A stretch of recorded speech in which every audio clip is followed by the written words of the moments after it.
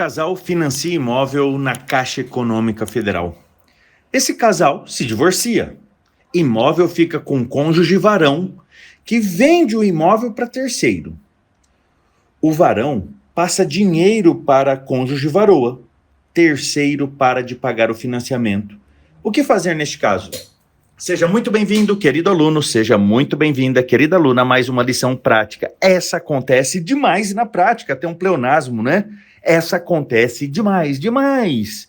Na constância do casamento, os cônjuges vão até a Caixa Econômica Federal, fazem o financiamento de alienação fiduciária. Passado anos, eles decidem se divorciar. Tudo bem quanto a isso.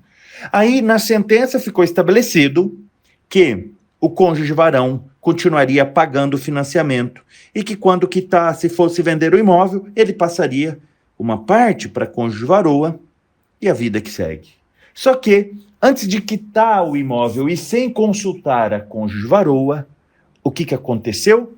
Ele vendeu o imóvel. Mas, mesmo que ele não consultou, ele foi até a cônjuge varoa, deixou o dinheiro do imóvel para ela. Essa situação tão prática, tão corriqueira no dia a dia, que vamos agora aqui aprender. Seja muito bem-vindo, eu sou o professor Marcel Rulli e nos últimos anos me dedico de corpo e alma com muita paixão a ajudar advogados a regularizarem qualquer problema de imóvel em qualquer lugar do Brasil, faturando com isso os maiores honorários da advocacia. Tanto que criei o honorariômetro, onde eu somo o quanto os meus alunos, aqueles que me autorizam divulgar, quanto que eles faturaram nos últimos 12 meses e passamos de mais de 5 milhões de reais. É sensacional essa advocacia. Então você advogado, você advogada que ainda não regulariza qualquer problema de imóvel em qualquer lugar do Brasil, não pode perder tempo de ter afinidade com a regularização, porque temos mais de 30 milhões de imóveis regulares que dependem do advogado, da advogada, para criar a matrícula com o nome do cliente, porque regularizar imóveis, basicamente, ou de forma simples, é literalmente isso, criar uma matrícula e colocar o nome do cliente. É simples, mas não é fácil. Mas com as lições práticas, tenho certeza que tudo se torna possível. Na verdade, só existe algo impossível até ser feito. Não é mesmo? Bora então para o nosso conteúdo. Vamos lá. Um casal, durante o casamento, adquiriu um imóvel financiado, regime da comunhão parcial de bens. Todavia, acabaram se divorciando amigavelmente e o cônjuge, varão, permaneceu morando no imóvel e o financiamento permaneceu no nome dos dois, mas ficando ele, o cônjuge varão, responsável por todas as despesas referentes ao imóvel e ao pagamento do financiamento. E ainda constou na sentença que ficaria resguardado uma quantia do valor para a ex-mulher quando o bem fosse alienado.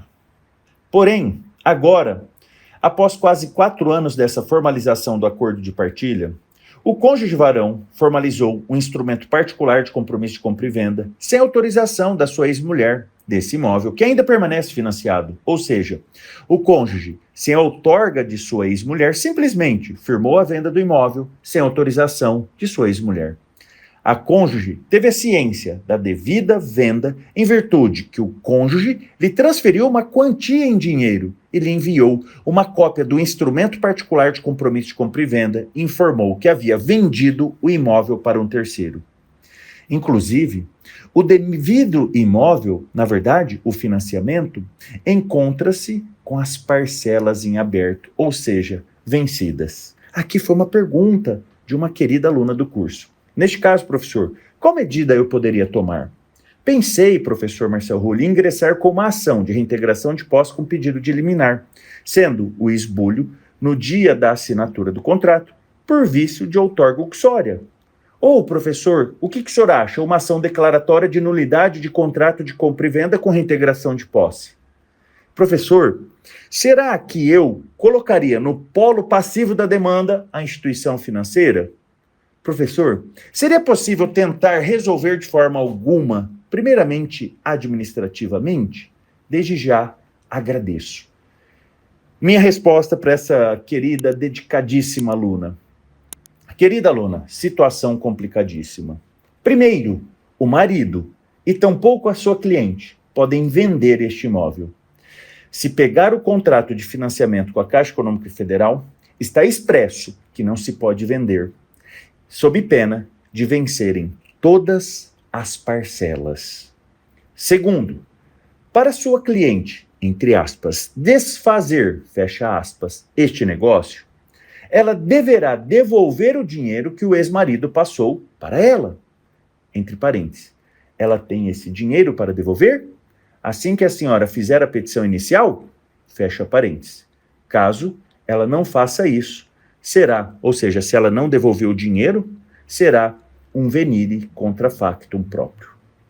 Assim, o que este professor vê como, entre aspas, melhor caminho, fecha aspas, para não dizer, abre aspas, o menos pior caminho, fecha aspas, é pegar o contrato que o ex-marido a enviou, notificar o ex-marido para que o ex-marido, tome as devidas providências estabelecidas no contrato que ele e o terceiro celebraram, cobrando este terceiro para que regularize a situação junto à Caixa Econômica Federal.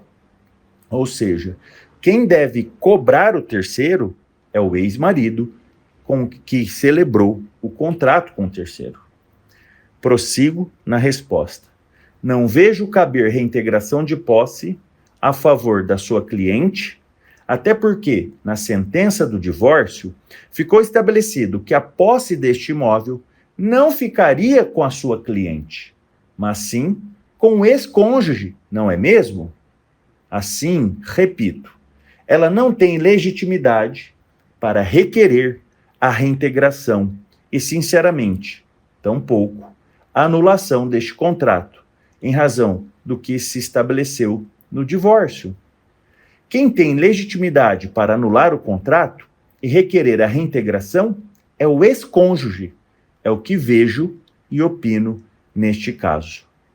Para sua cliente, caberia alguma medida contra o ex-marido, como perdas e danos pelo negócio que ele fez e está gerando transtornos a ela em razão do inadimplemento perante a Caixa Econômica Federal.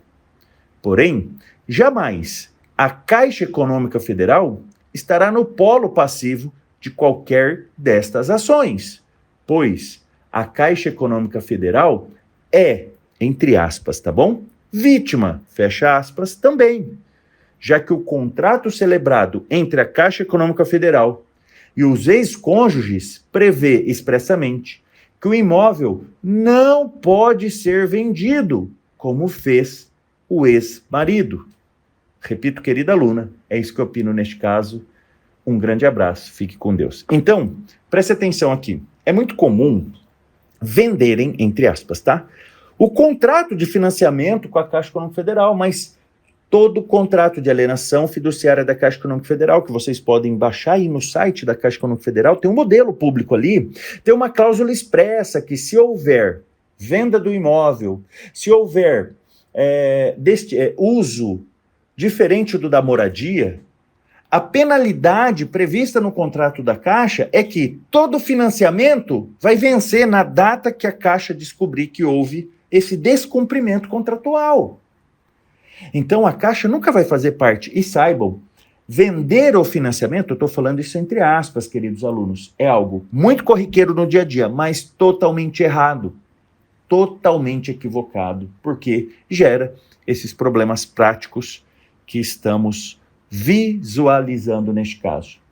Para minimizar algum tipo de risco, correto, ou não vou falar correto, tá? Vou falar o menos pior seria fazer uma procuração pública dos dois que financiaram, dando poderes a esse que comprou com cláusula em causa própria, para que quando quitado, ele apresentasse essa procuração dos dois que financiaram, nesse meu exemplo do casal que financiou, e pudesse regularizar transferindo o imóvel para si. Mas preste atenção, imóvel financiado, não dá para fazer nada antes da quitação do financiamento. Porque imóvel financiado pela Caixa Econômica Federal sequer caberá uso capião. É essa lição prática. Um grande abraço. Te espero para as próximas lições práticas. Fique com Deus e com licença.